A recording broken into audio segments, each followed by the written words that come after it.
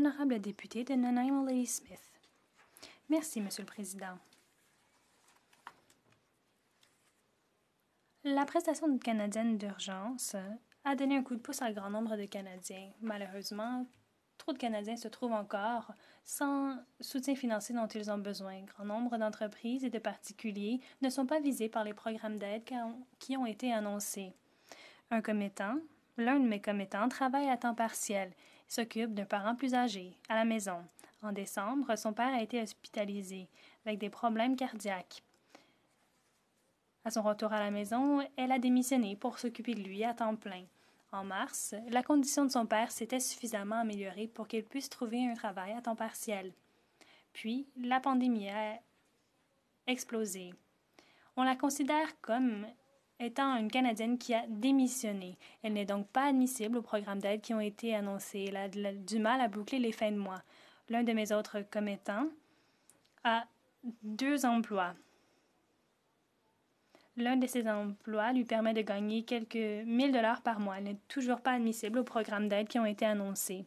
Certains étudiants de ma circonscription ont communiqué avec moi. Certains sont encore aux études et d'autres sont sur le point d'obtenir leur diplôme. Des étudiants dépendent d'emplois d'été pour épargner en vue de la prochaine année scolaire et afin de pouvoir joindre les deux bouts.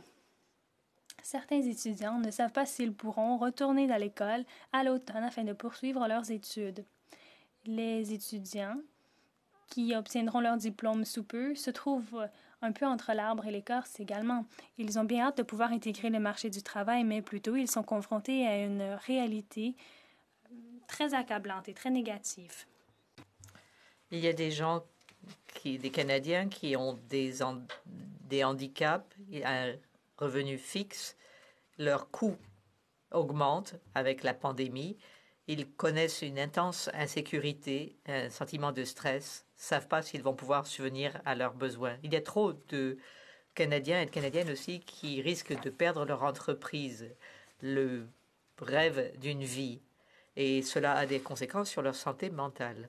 Les individus, les particuliers, les communautés, les régions, notre économie nationale, tous sont frappés de façon négative si nous laissons tous ces gens, toutes ces entreprises passer à travers les mailles du filet.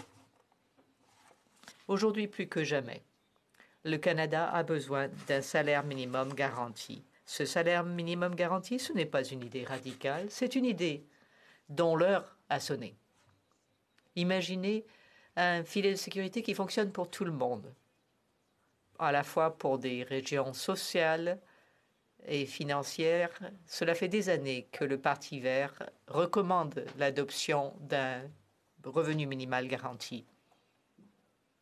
Mon honorable collègue de Fredericton a parlé de l'importance d'un revenu minimum garanti durant la session d'urgence de la Chambre. Ma collègue de Saanich Guelph Island a réitéré les arguments en faveur de ce revenu minimum garanti. Un minimum garanti vivable. C'est une façon de répondre aux besoins. C'est une approche raisonnable. Le revenu minimum garanti est un système équitable qui soulage les difficultés financières, qui récompense le travail et qui remplacerait une courte pointe de systèmes provinciaux et fédéraux par quelque chose de fiable. Et aucune Canadienne ne serait oubliée. Ce serait basé sur le coût de la vie dans chaque région, comme le revenu qui permet de vivre. Et il y aurait récupération selon les revenus. Il n'y aurait pas de récupération, les personnes qui travailleraient pourraient conserver le revenu que leur apporte, le revenu garanti qui est garanti, comme son nom l'indique. Un revenu minimum garanti pourrait être aussi activé rapidement pour permettre des paiements à tous les Canadiens et Canadiennes ayant un numéro d'assuré social. Ceux qui n'auraient pas besoin de ceci auraient une récupération dans le cadre.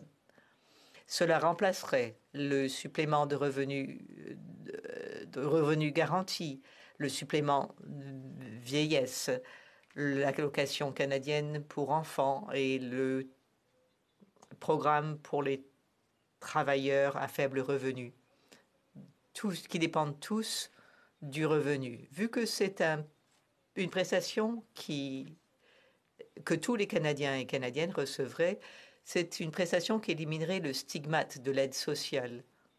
Nous n'aurions pas non plus à remplir plein de papiers pour veiller à être admissibles. Ainsi, de nombreuses personnes pourraient mettre à niveau leur éducation, renforcer leur capacité à gagner leur vie et à être employables. Des études, des programmes pilotes en montrent qu'un revenu minimal garanti permettant de vivre améliore les résultats côté santé des personnes à faible revenu.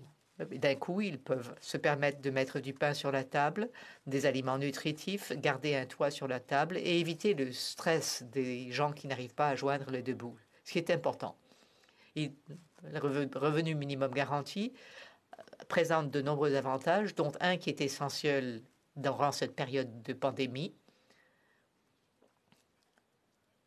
Un paiement sans condition qui pourrait être assuré pour tous les Canadiens. Cela remplacerait le patchwork de prestations.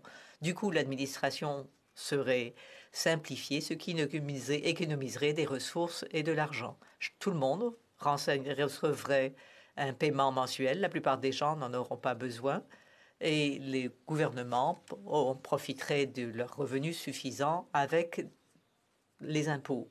Mais par contre, quand les temps sont difficiles, que ce soit une personne ou des millions de personnes qui perdent leur emploi, l'existence de revenu minimum garanti est une façon d'affronter les difficultés. Or, nous savons qu'il y aura d'autres périodes de difficultés. Nous savons que nous vivons une crise climatique. Les spécialistes de l'épidémiologie nous ont dit que nous devons nous attendre à d'autres pandémies et à d'autres situations désastreuses où les gens perdront leur emploi, leur logement dans le cadre de la crise climatique. Un revenu minimum garanti nous permettra d'affronter les difficultés à l'avenir sans être sujet au stress, à l'anxiété, au désespoir auquel de